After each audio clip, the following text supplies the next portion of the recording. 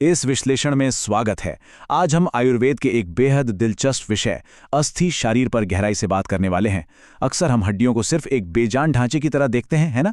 लेकिन प्राचीन आयुर्वेदिक ग्रंथों में मानव कंकाल प्रणाली के पीछे का जो विज्ञान छुपा है, वो इसे एक बहुत ही जीवंत और डायनामिक प्रणाली मानता है। तो चलिए, बिना किसी देरी के इस कमाल के सफर की शुरुआत करते हैं। इस चर्चा में हमारा फोकस मुख्य रूप से 4 चीजों पर रहेगा। सबसे पहले अस्थि धातु का स्वरूप और उसकी उत्पत्ति, उसके बाद इसके कार्य और महत्व, फिर अस्थियों के अलग अलग प्रकार, और अंत में अस्थि संख्या से जुड़ा वो रहस्य जो सदियों से चर्चा का विषय रहा है। तो चलिए पहले हिस्से से शुरू करते हैं। अस्थि धातु का स्वरूप और इसकी उत्पत्ति, मतलब शरीर में ये हड्डियां आखिर बनती कैसे हैं। आयुर्वेद के नजरिए से देखें तो अस्थि हमारे शरीर की 5वीं धातु है। इसे सबसे मजबूत और टिकाऊ माना गया है। मतलब जब त्वचा, रक्त और मांस जैसी बाकी धातुएं नष्ट भी हो जाएं, तब भी ये अस्थि धातु ही है जो सबसे अंत तक अपना अस्तित्व बनाए रखती है। ये हमारे भौतिक शरीर का वो अल्टीमेट फाउंडेशन है जिसे वक्त भी आसानी से मिटा नहीं सकता। और इसके बनने की प्रक्रिया तो किसी जादू से कम नहीं है। सबसे पहले शरीर का मेद यानी वसा या फैट पाचक अग्नि के संपर्क में आता है। फिर पृथ्वी, अग्नि और वायु महाभूत मिलकर इसे पकाना शुरू करते हैं और एकदम सख्त बना देते हैं। इसके बाद आकाश और वायु तत्व इसके अंदर छोटे छोटे छिद्र या पोर्स बनाते हैं ताकि उनके अंदर मज्जा यानी बोन मैरो सुरक्षित रह सके। तत्वों का ये बैलेंस सच में प्रकृति की कमाल की इंजीनियरिंग है। अब इस कॉन्सेप्ट की सबसे दिलचस्प बात पे गौर करते हैं।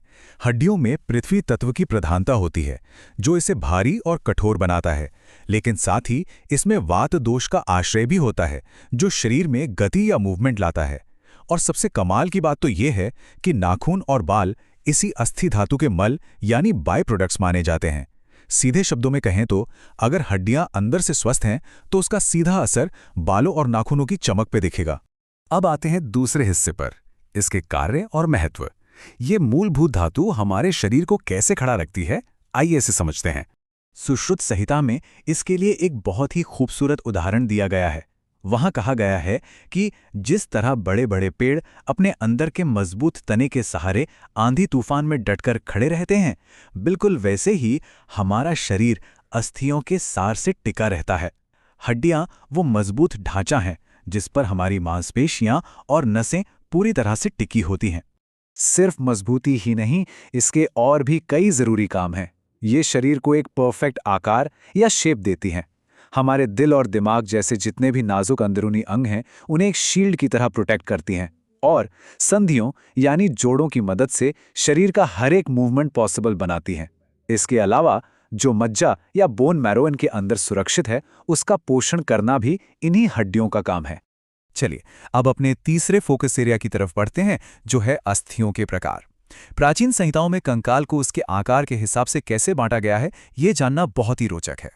महर्षि सुश्रुत ने मुख्य रूप से हड्डियों को उनके शेप के आधार पे 5 अलग अलग प्रकारों में बांटा था, और बाद में कुछ बहुत ही छोटे कंकाल हिस्सों को जोड़ने के लिए एक छठा प्रकार भी शामिल किया गया। आइए इन सबको एक एक करके डिकोड करते हैं। सबसे पहले आती है कपालास्थि।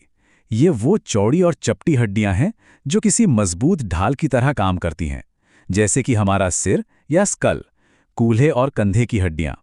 संस्कृत में कपाल का मतलब ही होता है वो हिस्सा जो महत्वपूर्ण अंगों की रक्षा करें, तो ये एक तरह का नेचुरल हेलमेट या आर्मर है।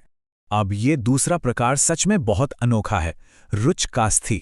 आयुर्वेद दांतों को उनकी बहुत ज्यादा कठोर बनावट की वजह से हड्डी ही मानता है। क्योंकि ये खाना चबाकर रुचि या स्वाद पैदा करते हैं, इसलिए इन्हें रुचकास्थि कहा गया है। आज की मॉडर्न एनाटॉमी से ये एक बहुत ही अलग और दिलचस्प नजरिया है ना? इसके बाद है तरुणास्थि यानी कार्टिलेज। इसे हम कच्ची या नर्म हड्डी कह सकते हैं। आयुर्वेद के हिसाब से जब हड्डी बनने के दौरान ऊतक पूरी तरह से पककर सख्त नहीं हो पाते, तब ये लचीली तरुणास्थियां बनती हैं। हमारे कान, नाक और श्वसन तंत्र में जो फ्लेक्सिबिलिटी होती है, वो इन्हीं की वजह से होती है। चौथा प्रकार है वलयास्थि। वलय का मतलब होता है घेरा या रिंग। तो शरीर में जो अंगूठी जैसी गोल या घुमावदार हड्डियां हैं, जैसे हमारी पसलियां और रीढ़ की हड्डी, वो इस कैटेगरी में आती हैं। ये दिल और फेफड़ों के आसपास एक मजबूत पिंजरा बनाकर उन्हें सुरक्षित रखने का बेहतरीन काम करती है। फिर आती हैं नलकास्थि।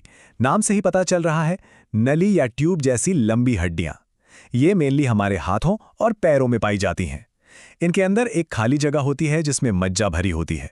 शरीर का पूरा वजन उठाने और चलने फिरने में इन्हीं लंबी हड्डियों का सबसे बड़ा रोल होता है।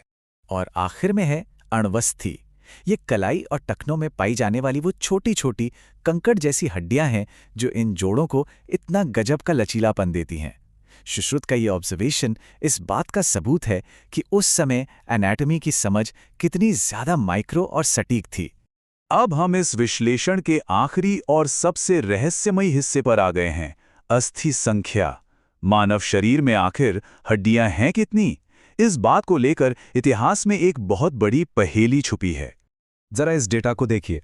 महर्षि चरक के अनुसार शरीर में 360 हड्डियां हैं। सुश्रुत ने इनकी गिनती 300 बताई है, जबकि आज का मॉडर्न साइंस कहता है कि एक इंसान के शरीर में सिर्फ 206 हड्डियां होती हैं। अब सवाल यह है कि इतना बड़ा अंतर आखिर क्यों? क्या प्राचीन गणित गलत था? बिल्कुल नहीं, ये कोई गलती नहीं है, बल्कि गिनती करने के तरीके का अंतर है। आयुर्वेद में कठोर संरचनाओं की परिभाषा बहुत व्यापक है। उन्होंने दांतों, नाखूनों और कार्टिलेज को भी इसी सिस्टम का हिस्सा माना और गिना। इसके अलावा आयुर्वेद हड्डी के अलग अलग हिस्सों को स्वतंत्र रूप से गिनता है, जबकि मॉडर्न साइंस एडल्ट शरीर की जुड़ी हुई हड्डियों को एक ही मान लेता है। तो ये कोई विरोधाभास नहीं, बस चीजों को देखने का एक होलिस्टिक नजरिया है। और इसी बात के साथ हम एक बहुत ही गहरे सवाल पर पहुंचते हैं। जरा सोचिए, अगर हम दांतों, नाखूनों और कार्टिलेज को सिर्फ अलग अलग अंग न मानकर एक ही मजबूत कंकाल प्रणाली का हिस्सा माने, तो हमारी सेहत को लेकर हमारी पूरी समझ ही बदल जाएगी। अगर बालों और नाखूनों का सीधा कनेक्शन हड्डियों के पोषण से है, तो क्या हमें शरीर को टुकड़ों में देखने के बजाय एक संपूर्ण इकाई की तरह नहीं देखना चाहिए? ये एक ऐसा विचार है जो मानव शरीर की असली ताकत को समझने का एक बिल्कुल नया नजरिया